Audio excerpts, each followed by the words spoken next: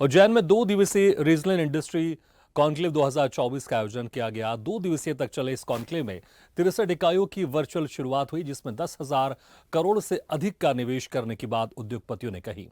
उज्जैन में पहली बार एकत्र हुए करीब 900 औद्योगिक इकाइयों के प्रतिनिधियों से मुख्यमंत्री डॉक्टर मोहन यादव ने 283 बड़ी और एमएसएमई इकाइयों को 12,170 करोड़ से अधिक निवेश के लिए सहमति बनी, जिसके बाद मुख्यमंत्री मोहन यादव ने उद्योगपतियों के लिए भूमि आवंटन आदेश दिए।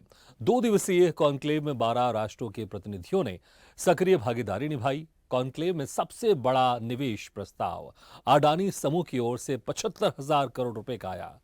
2 दिवसीय रीजनल इंडस्ट्री कॉन्क्लेव में USA, UK, Canada, Germany, Israel, Japan, Gabon, south Korea, Singapore, Zambia और मलेशिया के प्रतिनिधि शामिल हुए।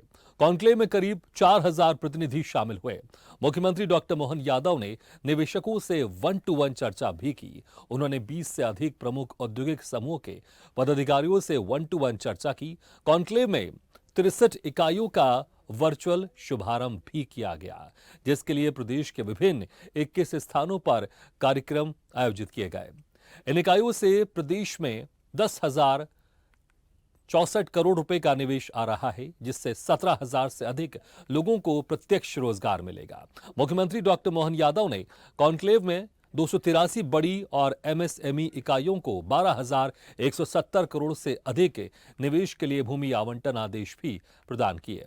उज्जैन की विक्रम उद्योगपुरी में भी पेप्सिको समूह 1,250 करोड़ रुपए का निवेश कर रहा है, जो करीब 500 लोगों को रोजगार देगा।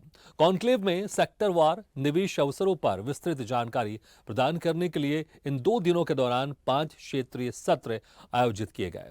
इन सत्रों में एमएसएमई और स्टार्टअप मध्य प्रदेश में निवेश के अवसर, डेयरी, एग्रो, खाद्य प्रसंस्करण मध्य प्रदेश में अधोसंरचना विकास में निवेश के अवसर और धार्मिक पर्यटन पर गंभीर चर्चा हुई।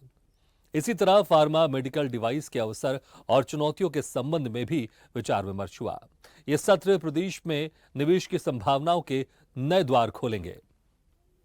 तो 2 दिन का रीजनल इंडस्ट्री कॉन्क्लेव का समापन हो गया है। के लिए जो हमारे के बाद बाकी क्षेत्रों में भी क्रमशः बढ़ती जाएगी, आगे बढ़ते जाएंगे। और सरकार के लिए जो हमारे अपने मध्य प्रदेश की तासीर है, हमारी कृषि विकास दर तो 25% से आगे चली गई है। उद्योग में भी हम आगे बढ़े हैं, लेकिन इस दिशा में और आगे बढ़ते हुए जीडीपी में हमारी और अच्छी स्थिति बने। जो अभी हमारा आंकड़ा है उसको हम डबल पे पहुंचाए, ये प्रयास करने के लिए हमने ये पूरा आयोजन किया था और इस आयोजन को विक्रमोत्सव का एक हिस्सा बनाया।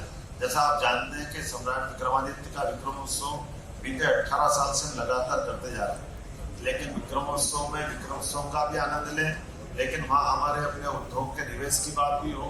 अलग अलग प्रकार से विक्रमादित्य के काल में ये सारी व्यवस्था सुशासन के नाते जानी जाती थी, इसलिए वैदिक घड़ी का भी हमने इसी में कार्यक्रम किया। तो अभी आज पीएम श्री एम्बुलेंस की जो सुविधा दी है, यह सुविधा एक अपने आप में पूरे लिए बहुत अलग हटके भी है और यूनिक भी है।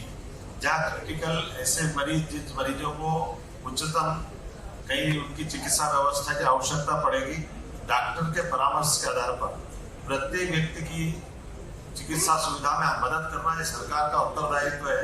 इसलिए आज हमने इसको प्रारंभ करने का निर्णय। चले इसी खबर पर और ज्यादा जानकारी के लिए सीधे रुख करते हैं स्वदेश न्यूज की सीनियर एडिटर मुक्ता पाठक के पास। मुक्ता जी, जिस तरह से 2 दिन ये रीजनल इंडस्ट्री कॉन्क्लेव चला और आपने इसको पूरा कवर किया, कई इन्वेस्टर से आपने बातचीत भी की और अभी तक ग्लोबल इन्वेस्टर समिट हम देखते थे मध्य प्रदेश में, एक नए कॉन्सेप्ट के तहत अब रीजनल इंडस्ट्री कॉन्क्लेव हुआ है। किस तरह से रहा? जो सरकार के जो उद्देश्य था, आपको क्या लगता है ये उद्देश्य कम से कम जो एक शुरुआती दौर में ये पूरा होता हुआ दिखाई दे रहा है?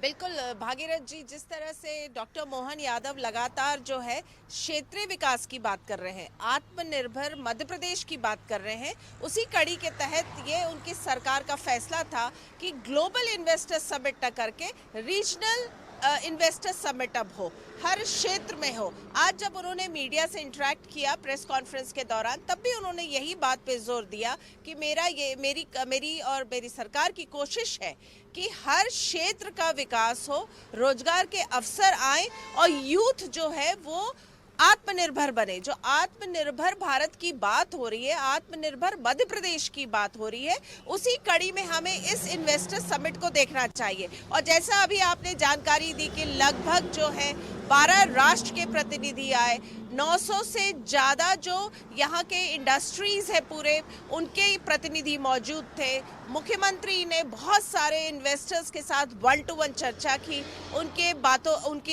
उनके मन में संशय था, जो पॉलिसी डिसीजंस को लेकर संशय था, सबके विषय में उन्होंने बात की।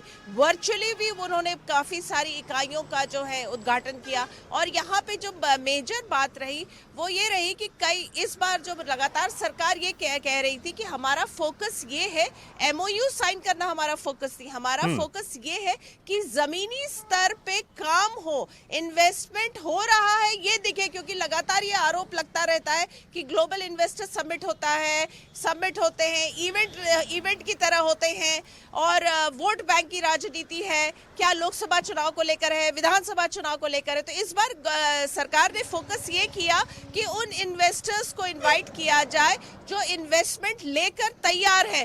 कई जो सारे जो इन्वेस्टर्स थे उनके भूमि पूजन हो गए। कई इन्वेस्टर्स ने बहुत खुशी जाहिर करी कि वो समिट पे आए और भूमि पूजन हो गया और उनका काम शुरू हो रहा है। रोजगार के अवसर की बात हुई। और जिस तरह से लगातार मुख्यमंत्री कह रहे हैं, मुख्यमंत्री का ये भी कहना था कि हम संवेदनशील है, हमारी सरकार संवेदनशील है और हम पारदर्शिता को हम स्ट्रेस दे रहे हैं।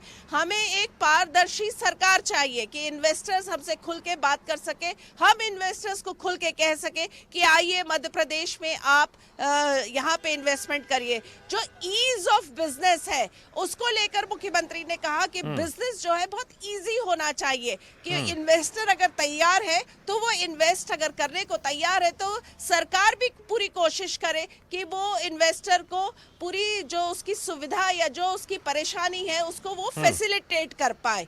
और लगातार हम देख रहे हैं कि उज्जैन की जो एक इमेज रही है, एक बिल्कुल मुक्ता जी, यहाँ पर आप इमेज की बात कर रहे हैं, यहाँ पर एक इमेज तोड़ने की भी कोशिश की जा रही है। क्योंकि जिस तरह से लगातार विपक्षी पार्टी आरोप लगाते रहते हैं बेरोजगारी को लेकर और इंडस्ट्री को लेकर, लेकिन यहाँ पर एक रीजनल इंडस्ट्री कंसेप्ट के तहत यहाँ पर छोटे छोटे क्षेत्रों में इंडस्ट्रीज लिस्ट को बढ़ावा दिया जा रहा है ताकि प्रदेश में जो इंडस्ट्रीज है उसकी ग्रोथ और बढ़े और इसका असर प्रदेश की ग्रोथ पर दिखाई दे। बहुत बहुत शुक्रिया मुक्ता जी इस तमाम जानकारी के लिए। ऐसे ही वीडियो के लिए लाइक करें, शेयर करें, फॉलो करें और YouTube पर जाकर सब्सक्राइब करें और बेल आइकन को दबाना ना भूलें। और ताजा तरीन अपडेट के लिए swedeshlive.com पर जरूर जाएं।